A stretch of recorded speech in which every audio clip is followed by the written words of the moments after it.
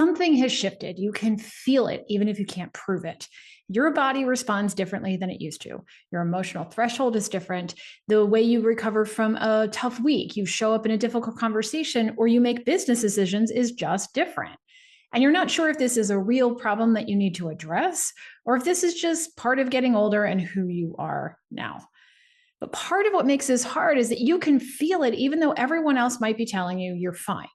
You know something's different, and you're right. Something has changed.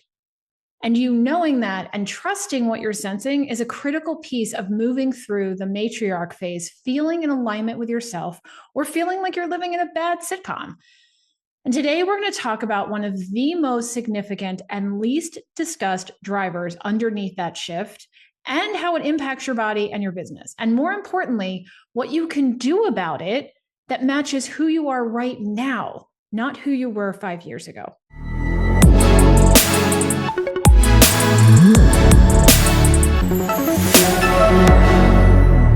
Welcome to the Frequency of Yes, the podcast for women leaders creating limitless success, deep empowerment, and divine wealth on their terms. I'm Kirsten Carey, and I'm obsessed with helping badass women feel good in their bodies so they can sustain wildly successful businesses without grinding or sacrificing themselves. There's a specific thread connecting what most women in the matriarch phase experience when they're struggling, and it's a specific hormone. And no, it's not estrogen. It's cortisol. It's what directly impacts reactivity, energy, and decision-making, and it also impacts your relationship with money, your drive, and your desire to build and sustain. So let me start with what cortisol is and what it does, because that sets the foundation for everything else. Cortisol is your primary stress hormone. It is produced by your adrenal glands, and its job is to respond to perceived danger. When your body signals that something is wrong, cortisol mobilizes energy and prepares your body to respond. It sharpens focus, it increases heart rate, and it gets you ready to run or fight the potential threat. Now, it's not the villain in this story. It's doing exactly what it was designed to do. The problem is when the perceived threat is chronic. The fight or flight response, which triggers a spike in cortisol, is amazing. When danger is sensed, cortisol rises so you have the resources you need to deal with the threat. And then when the threat is over, it drops back down and everything is supposed to return to normal. But if your system is wired to see threats everywhere because of childhood conditioning, PTSD, or dysregulation in the body, cortisol will run high consistently because the body has settled into a sustained state of perceived threat. And as sex hormones decline in perimenopause and menopause, the hormonal buffer that regulated your stress response also drops, and your stress response system becomes more sensitive. So things that used to be a simple blip now register as danger. A difficult email, a slow revenue month, a conversation that didn't go exactly the way you wanted it to. A calendar maybe that's too full or suddenly too empty. These are not true emergencies, but your body is processing them as if you were being attacked by a bear right now. So here's where most things go even more sideways, and where most of the conversations about this issue are incomplete. The typical efforts to fix this hyper response can make the danger reaction worse, because if your body perceives that you're pushing harder, it will spike cortisol in response to that too. For example, the internal pressure that you may be putting on yourself to figure out why you're feeling off can push you into a heightened stress response. A workout where you added extra cardio because you can't rid yourself of a bloated midsection can throw your nervous system into a tailspin if you're already running low on energy. So your body reads it as just one more demand, a problem it has to solve, and it categorizes it as a potential threat, all on a system that is already depleted. So cortisol rises again, trying to protect you. And here's an example that often blows people's minds, but many of my clients instantly identify with. Have you ever taken a yin yoga class or tried to meditate so you can relax, but then find yourself getting more anxious, more agitated, and more upset? It's because the brain can become conditioned to see chaos as familiar and calm to be foreign. So it panics because the calm is out of what is normal, and it sets off the alarms that something is wrong. And this is a wicked loop. The more you push to fix the issue, the more the body responds with more cortisol. And the more cortisol, the further you get from the version of yourself that you're trying to find. And once you see it, you can't unsee it. So let me pull this apart further from the biology standpoint and then the business standpoint. I'm going to walk you through 5 specific systems in the body that are impacted when cortisol is chronically elevated, because it affects more things than most people realize. And regardless of what your current routine looks like, no matter how much yoga you're doing, how well you think you're holding boundaries, or how good you are at block scheduling your day, the change in your sex hormone production as you enter perimenopause is often the last straw for women who were getting away with pushing too much to this point, and the stress response becomes the default state. I remember 2 decades ago in my early 30s, right before I was diagnosed with 2 autoimmune conditions, an endocrinologist, who's a doctor who specializes in hormones, asked me if I was under any stress. And I said, no more than usual. And he accepted that as a perfectly good answer. And he had 0 follow-up questions. Now, knowing what I know now as a natural health practitioner, after personally reversing 2 autoimmune conditions, and after working with hundreds of women to help them reverse issues like chronic cortisol and hormone dysfunction, that is exactly what a doctor who specializes in hormones should have done. He should have asked me more questions about what may be impacting my hormones so he could get to the root of why I was sitting in his exam room on a paper sheet, trying to stay warm in a thin medical gown, desperate for help. But he just told me that my labs looked normal and sent me on my merry way. Let's circle back and talk about how perceived threats impact decision-making. When the brain perceives a threat, it goes into survival mode. That means that the prefrontal cortex, which manages decision-making, problem-solving, attention, focus, memory, impulse control, and emotional regulation, takes a backseat. And this is why decisions feel harder, why you second-guess yourself over something that should have been simple, or why you get stuck and can't move forward. It also explains why so many women complain about not being able to focus or feeling easily distracted. Your brilliance is still in there, but your nervous system is rerouting resources away from the parts of your brain that make you feel like a sharp leader to try to overcome the danger it perceives. So now everything feels harder than it used to, and you just don't feel like yourself. Second, let's address emotional reactivity. When cortisol is high, frustration, irritability, and self-criticism will be high too. It's why you lash out at someone and can't dial back your reaction, and then you beat yourself up over it for days. The self-judgment puts more pressure on your system, which keeps cortisol elevated. And that cycle is exhausting.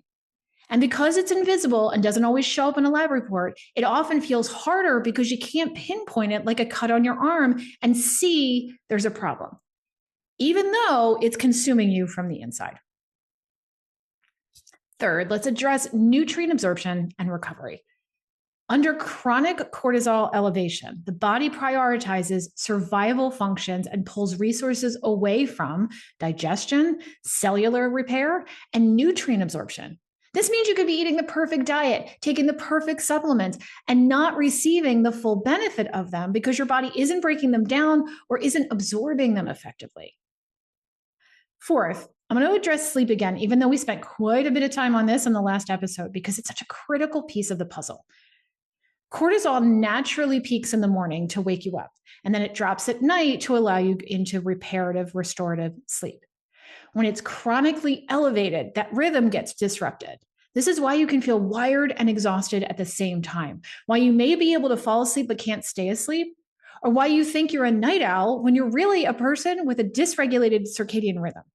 Disrupted sleep in this phase is not just annoying, it compounds problems with everything: decision-making, emotional regulation, inflammatory load, and metabolism.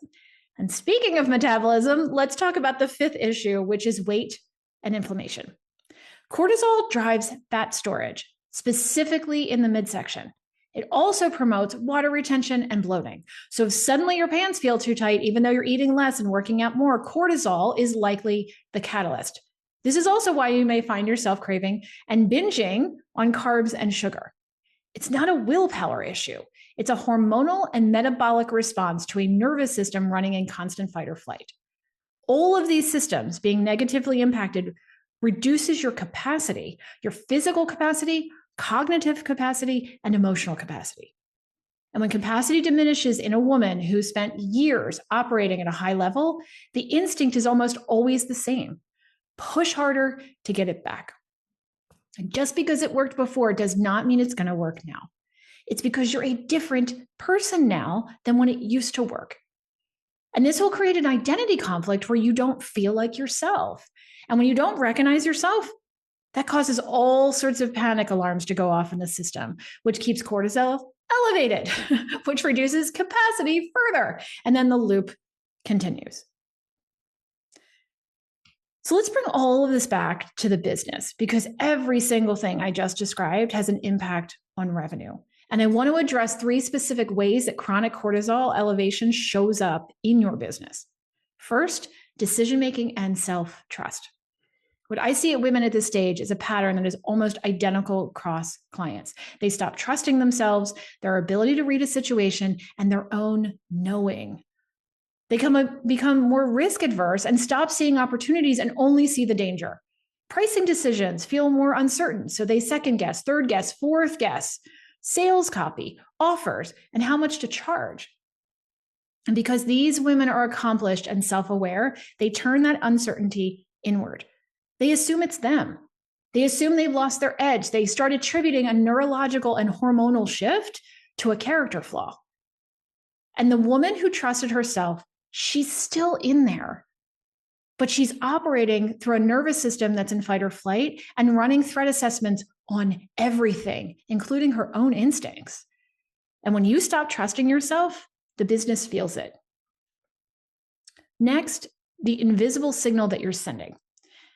We're sensory beings. We pick up on information through what we sense and what we see, feel, hear, smell, and taste. That's why you can walk into a room and just know it's not safe. Or you meet someone new and you connect with them like you've known them forever.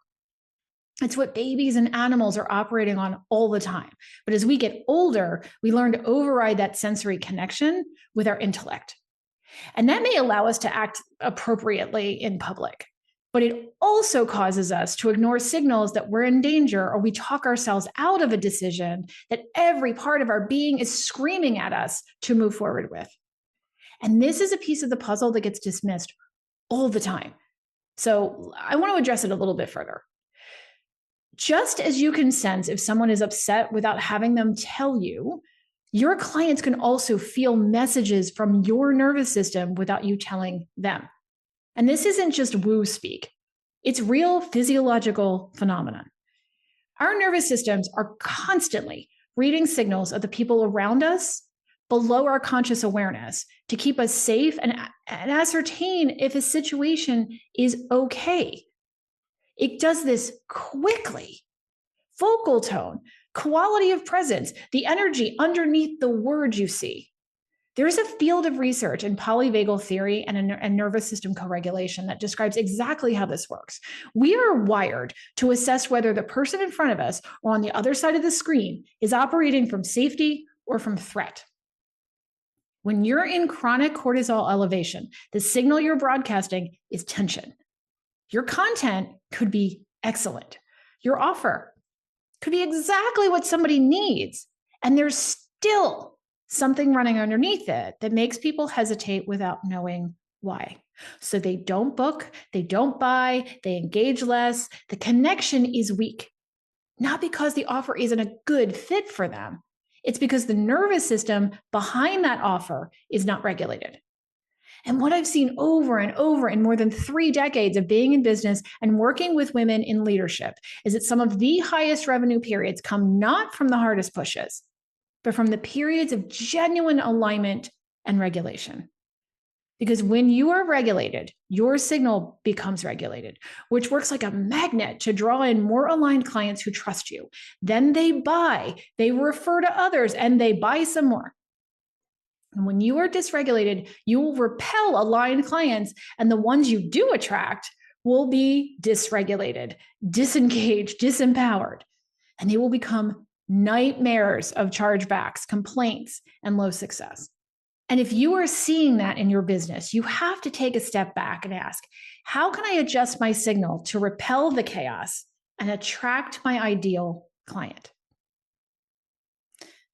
Number 3, cortisol fear and your relationship with money. This is the deepest layer and the one with the most direct cash flow consequences. When cortisol spikes, it spikes fear. That is the biological function. Cortisol is designed to keep you alive under threat. The problem is that the brain does not differentiate from one threat to another. So it will kick into fight or flight whenever you connect something to being dangerous, even if it's not. So if revenue drops or a client doesn't renew and your brain sees that as a direct threat to your basic needs, the cortisol response could be the same as if a bear was chasing you. Think about the motivational theory of Maslow's hierarchy of needs. The foundational layer includes security, stability, and the certainty that you will have your most basic needs for survival satisfied, like food, water, and shelter. If they aren't, then your system will do whatever it has to in order to address those needs before anything else. Or look at the chakra system, and specifically what's associated with root chakra at the base of your spine. It's believed that every chakra is a connection point between the physical, energetic, and emotional bodies. Root chakra connects with survival and stability, which impacts financial security, your sense of belonging, and the body's physical structure. So when your nervous system is in chronic cortisol elevation, you are operating from a base layer of survival, which hurts your ability to adapt, grow, and achieve. And anything built on that dysregulation is more likely to crumble and fall apart. When you're operating from survival, financial decisions feel very different. You discount when you shouldn't because the fear of losing a client feels like losing everything. You take on work that's not right because it feels too risky not to, or you avoid decisions that need to be made now because the possibility of being wrong feels existential rather than correctable. Or you start launching from a fear of falling behind rather than from genuine desire to create something. And launches born from fear produce very different results than launches born from alignment. The cash flow problem you are trying to solve may be a cortisol problem in disguise, because you cannot think your way to financial security from inside sustained threat response. The strategy is often sound, but the nervous system executing the strategy is not. So here's the reframe. And it's not what the wellness industry has been saying to us. This is not about rest or scheduling around your nervous systems. Those things have their place, but they will not directly address this issue. What will have a direct impact is addressing your nervous system's conditioned response, because it's been trained over many years to perceive danger where there isn't any and create triggered responses that are disproportionate to what's really going on. And when your body continues to fire off cortisol in response to a perceived threat that your system thinks is a real emergency, that's not a productivity problem fixed by some yoga classes or turning your phone on silence on the weekends. That's a conditioned threat response. And the way you interrupt a conditioned response is by working directly with the nervous system to break the connection between perception and reality. And again, you might have been getting away with pushing through or ignoring that conditioned response before. But as your body now also is experiencing the dramatic shift in hormone production and balance, it does not have the resources to keep doing that. This is where somatic work and nervous system regulation become the primary tools, not the wellness add-ons. Specific breath work, not just box breathing. Body-based practices, not just cardio or stretching or a massage. Working with a practitioner who understands the physiology of a stress response and can help you locate it where it's living in your body These are the tools that impact the system at the root of the triggered response. You cannot think your way out of a conditioned threat response. Cortisol is not a thought pattern. It's a physiological loop, and it has to be interrupted at the physiological level. Look, let's just address two versions of this that I see in the women that I work with. One, the woman who has completely pulled back because her body has forced her to stop, or the woman who is going hard because doubling down is the move she knows, and changing that feels like it would cost her everything. Both are responding to the same cortisol loop. And the path forward for both is not just behavioral. Pulling back from your workload does not regulate the nervous system, but pushing through doesn't either. What shifts it is interrupting the conditioned pattern at the point where it begins. The body doesn't believe you're safe simply because you commanded it to be. Mantras and vision boards don't change conditioned physiology. You can't think or grind your way through this one. You must retrain it through the body. And that can feel unbelievably challenging for women who connect their success and their identity to pushing through and making things happen. Because this shift can trigger an identity crisis if it's done with force. I know, I have tried it that way, and I don't recommend it. There is absolutely a better way. Perimenopause and menopause, it's happening. You don't get to skip it. Every woman moves through it. And this new matriarch phase layer, transitioning us out of mother phase, but not just dumping us directly into the crone phase, that's not optional either. So unless you really want to struggle and have all of your control ripped out from you during this time because you fully burn out, then the root of your cortisol response needs to be addressed directly. Women who move through this phase running on adrenaline will feel it harder. More symptoms, more disruption, a longer recovery from years of grinding. And they have far less to say in how they experience their lives. Women who choose to move through this phase with a regulated nervous system and the right support at its foundation will have a very different experience. Though I can't promise you it's going to be a perfect experience every day, but it'll be one that you have a say in. One where your business, the relationships around you, and your body do not have to suffer while you recalibrate. The big difference is not if you go through this phase, but how. The answer to lowering perceived danger is not more effort. It's creating more perceived safety. Building that safety in your body, in your schedule, and in your business model is the most strategic approach. And it does not require you to have it all figured out.